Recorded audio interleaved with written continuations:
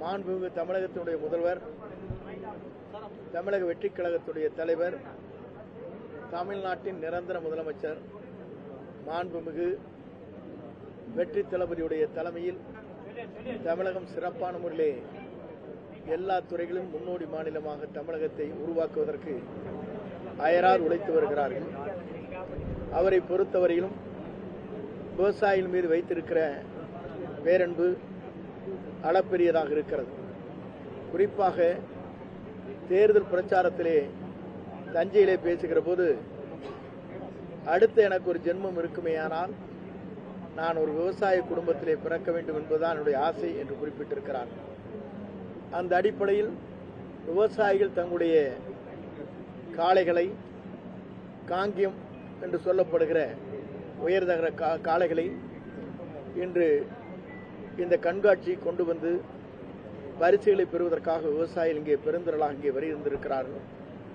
அவர்களுக்கு எங்களுடைய இருவர் சார்பாக, சட்டமன்ற உறுப்பினர் சார்பாக, இங்கே வருகின்றிருக்கிற அனைவர் சார்பாக நெஞ்சார்ந்த வாழ்த்துக்களையும் பாராட்டுகளையும் நான் தெரிவித்துக் கொள்கிறேன்.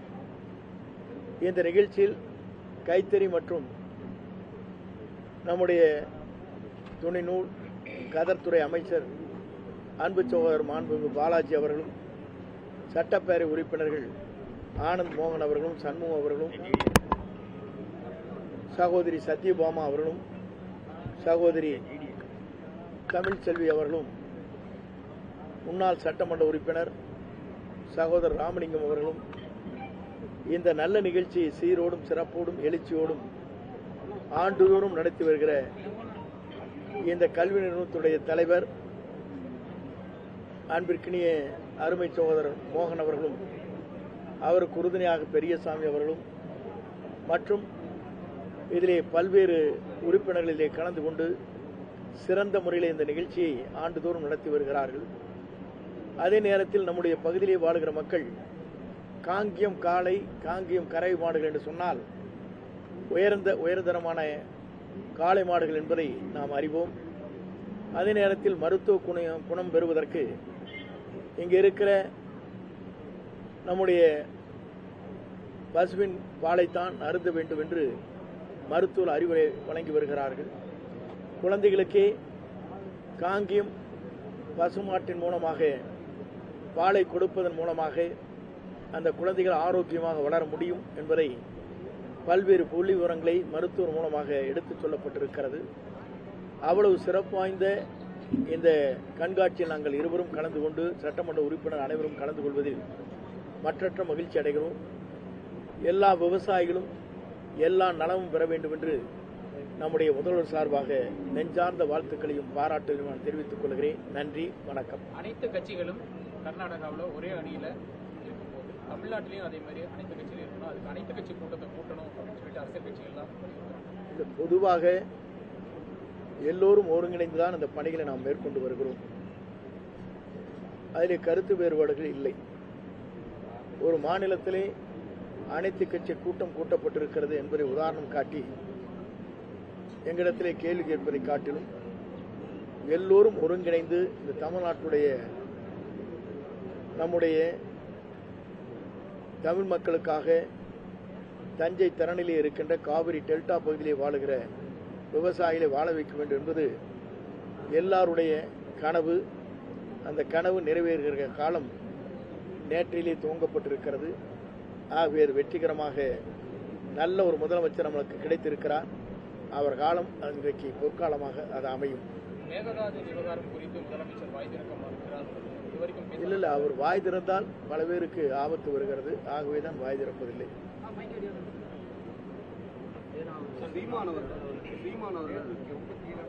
அரசியலுக்கு வந்ததுக்கு அப்புறம் தான் ஜோசப் விஜய்னு சொல்லியிருக்காரு. அதுக்கு முன்னாடி நடிகர் விஜய் எங்கே திடீர்னு ஜோசப் விஜய் வந்தது அப்படின்ற மாதிரி விமர்சனம் பண்ணி பேசுறேன். அது நீங்களே தான் அதற்கான பதிலை சொல்லுங்க. நீங்களே தான் அதுக்கான பதிலை அளிங்க. விவசாயிகளை பத்தி பேசுனீங்க. இந்த பட்ஜெட் கூட்டத்தில் வேளாண்மையை பொறுத்தவரையிலும் வேளாண்மைக்காகவே தனி பட்ஜெட் 6ஆம் தேதி என்று நடக்க இருக்கிறது. ஆகவே வேளாண்மை துறையை நம்பி வாழுகிற விவசாயிகளுக்காக என்ன நலத்திட்டங்களை நாம் உருவாக்க வேண்டுமோ அனைத்து திட்டங்களும் அதிலே அடங்கும். திரள் நிதி அப்படின்னு விமர்சனம் இல்லை இல்லை பண்றாங்க. நீங்கள் வந்து நீங்கள் இதுக்கெல்லாம் நீங்கள் கேள்வி கேட்டு இருக்கக்கூடாது.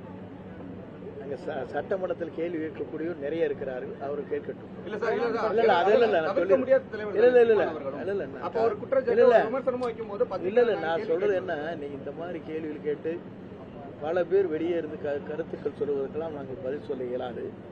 வருகின்ற 5ஆம் தேதி என்று பட்ஜெட் கூட்டம், அங்கே சட்டமன்றத்திலே யார் யார் குரல் கொடுக்கிறாரோ, எந்த கட்சிகள் குரல் கொடுக்கிறாரோ அதற்கான பதிலை நம்முடைய முதலமைச்சரும் மற்ற அமைச்சரும் தருவோம். பட்ஜெட் சம்பந்தமான இல்ல நான் அதை ஒன்று இல்லைங்க, கவனம் நான் அடுத்து விமர்சனம் அண்ணே, பண்றது. நான் இதுக்கு மேல விட்டுருங்கண்ணா.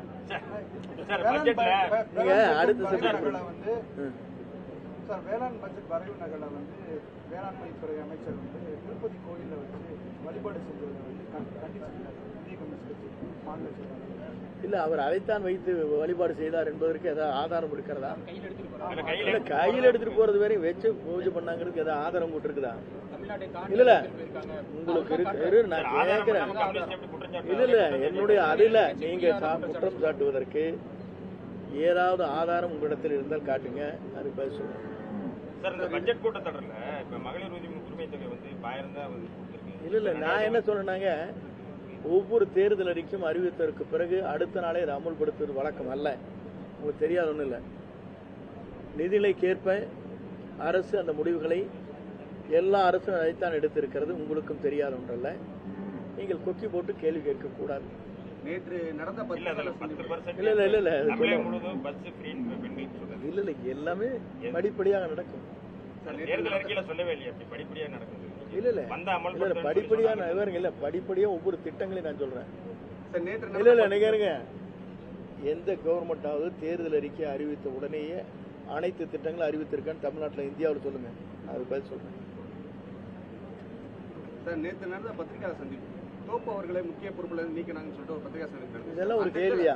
இல்ல சார், அந்த இல்ல இல்ல இல்ல இதெல்லாம் தாவேக அரசு இல்ல இருக்குங்க. ஆட்சிக்கு வந்து குளங்கள்ல தண்ணீர் விட்டுருக்காங்க அப்படின்னு பாராட்டுற வகையில பேசியிருக்காரு தாவேக அரசு. தோப்பு முன்னாள் அமைச்சர் தோப்பு வெங்கடாச்சலம் நேற்று நடந்த பத்திரிகை சந்திப்புல அதிமுக அதாவது திமுக பல மனுக்களை இல்ல நான் சொல்றது கேளுங்க. தாவேக அரசு வந்து ஒரே நிமிஷம் இருங்க. அவர் அண்ணா திமுக திமுக சென்றிருக்கிறார். அவர் எங்கே விரும்புகிறாரோ அங்கே வருவார். இல்ல அவர் வருவதற்கான இல்ல இல்ல தாவேக அரசு பாராட்டி பேசி. ஆனா அப்படின்னா அதுக்கு என்ன பொருளுங்க? 5 ஆண்டுகளா திமுக வந்து அத்திக்கடவு அவனாசி திட்டத்தில் உள்ள குளங்களுக்கு வந்து தண்ணீர் விடல. ஆனா தாவேக அரசு வந்த உடனே வந்து தண்ணீர்கள் வந்து விட்டுருக்கு. இல்ல குறிப்பிட்ட காலத்தில் உபரி நீர் வருகிற போது உடனடியாக அந்த தண்ணீரை நாங்கள் வழங்கினோம். இப்போது காளிங்கராயனுக்கு கூடுதலாக தண்ணீர் தேவை என்று கேட்டிருக்கிறார்கள். கடைமடை வரையிலும் வர வேண்டும் என்று கூட ஒரு மனு கொடுத்திருக்கிறார்கள்.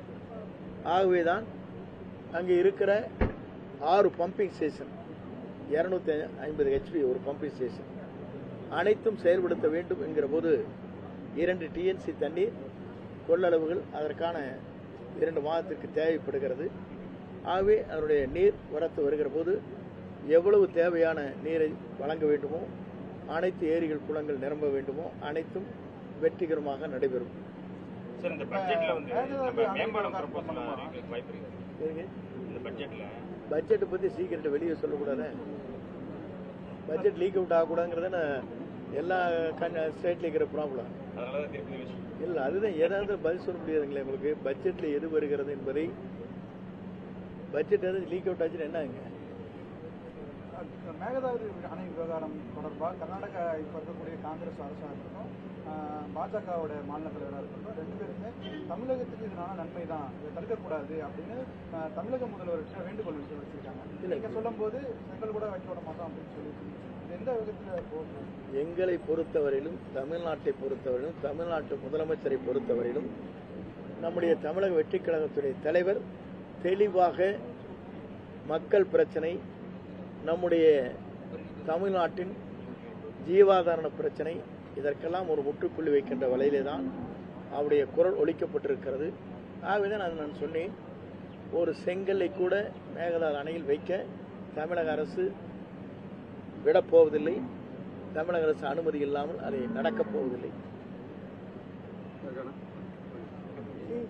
பிரமாணமா சொல்லி வச்சுக்கோங்க. நன்றி, வணக்கம். எனக்கு சரி அப்புறம் பாப்பா சபேஷ் அவர்கிட்ட அந்த பொங்கல் வேட்சி தலைப்பு அண்ணன் கொடுத்துட்டாரு. நீங்க 2 சொல்லுங்க. டிசைன் நடிங்க. சீக்ரெட் அது சீக்கிரம் சொல்லக்கூடாது எனக்கு. கொஞ்சம் வேஷ்டி சேலை இந்த கொஞ்சம் சொல்லுங்க. சரி நமக்கு கீழே பார்வையாளர்லாம் பார்த்துட்டு இருக்காங்க, எல்லாம் குறுக்கால நின்றுட்டு நைட் போயிட்டு அப்படியா? அது வேறையா? நன்றி.